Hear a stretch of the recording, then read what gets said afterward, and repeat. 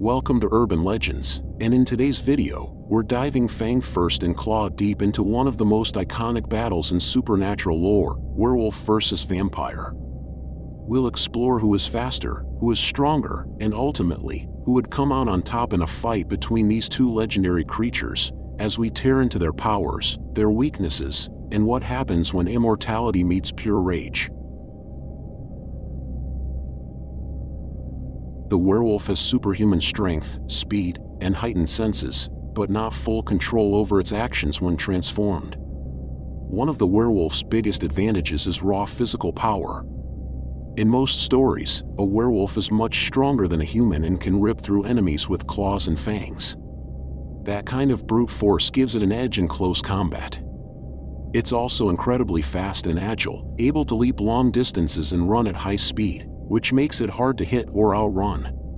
Another major factor is its healing ability. Werewolves can often recover from injuries that would kill an ordinary human. Bullets might slow it down, but unless they're made of silver, they usually don't do much lasting damage. This means a werewolf can take a lot of punishment and keep coming, which makes it hard to put down in a fight.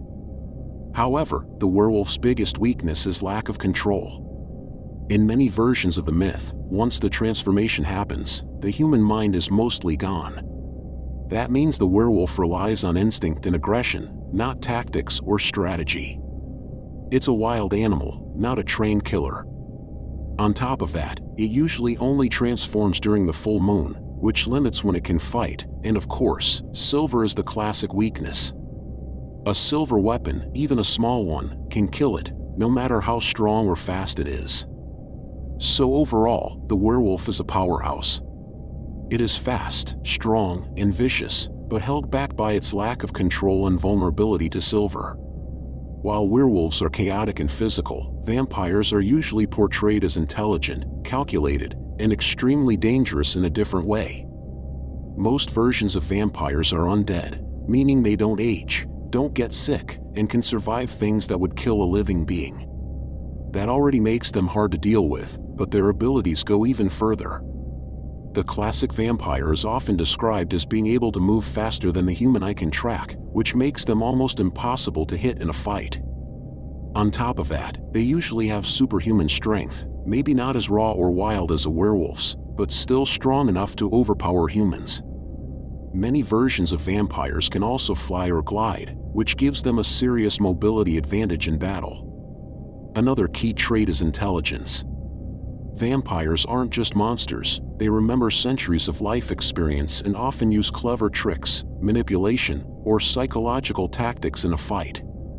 Some versions can even hypnotize or control minds, which gives them a huge upper hand if their opponent is vulnerable to that kind of influence. And then there's their healing factor. Like werewolves, vampires can regenerate from wounds quickly, sometimes even faster.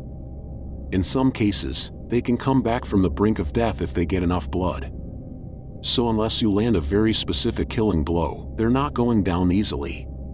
But vampires also have some serious weaknesses. The biggest one is sunlight. In most stories, direct sunlight either weakens them severely or kills them instantly. They're also vulnerable to holy items, like crosses or holy water, depending on the lore. And of course, the classic stake through the heart will do the job if you can get close enough to land it.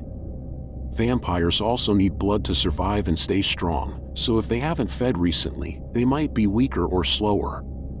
In short, vampires are deadly predators with speed, strength, intelligence, and a bag of supernatural tricks, but they have very specific weaknesses that can be exploited, especially in the right setting.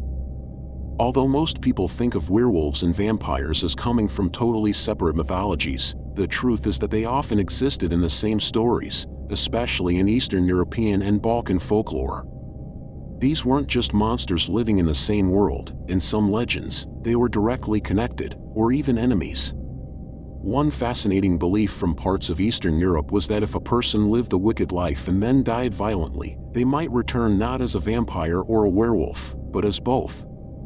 In some of these stories, the line between vampire and werewolf was so blurry that people feared the same creature could shift between roles, hunting animals under the full moon, and draining blood by night. In Serbian folklore, there's the idea that certain people could become vukodlaks, which is a word that originally meant werewolf, but over time it also came to refer to a kind of vampire.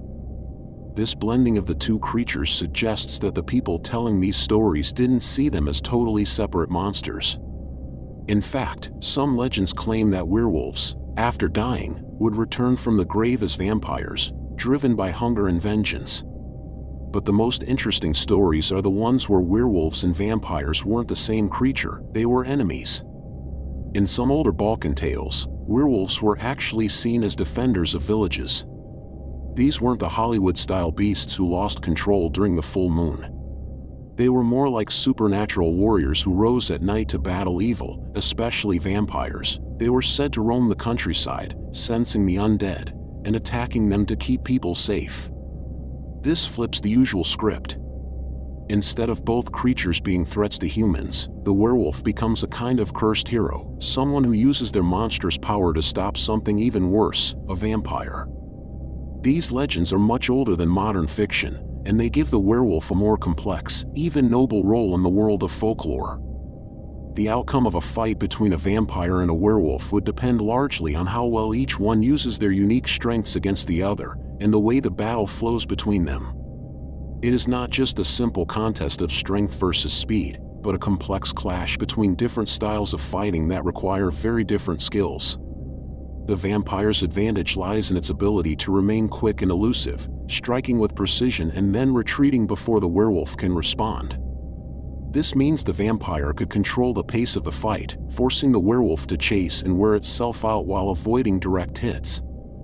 At the same time, the werewolf's power and relentless aggression make it a terrifying opponent that does not stop until it overwhelms its target. If the werewolf manages to get close, it can use its strength and endurance to press the attack and possibly end the fight quickly, but to do so, it must close the distance while avoiding the vampire's quick strikes. Both creatures have to play to their strengths. The vampire needs patience and timing, while the werewolf relies on raw energy and persistence. How well each can execute their strategy under pressure would likely decide the fight, making it less about who is stronger and more about who can outlast and outsmart the other in a fast, brutal encounter.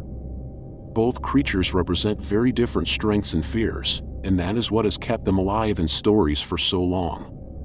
Whether you side with the vampire's cunning and control or the werewolf's raw power and passion, it's clear that neither one is easy to defeat.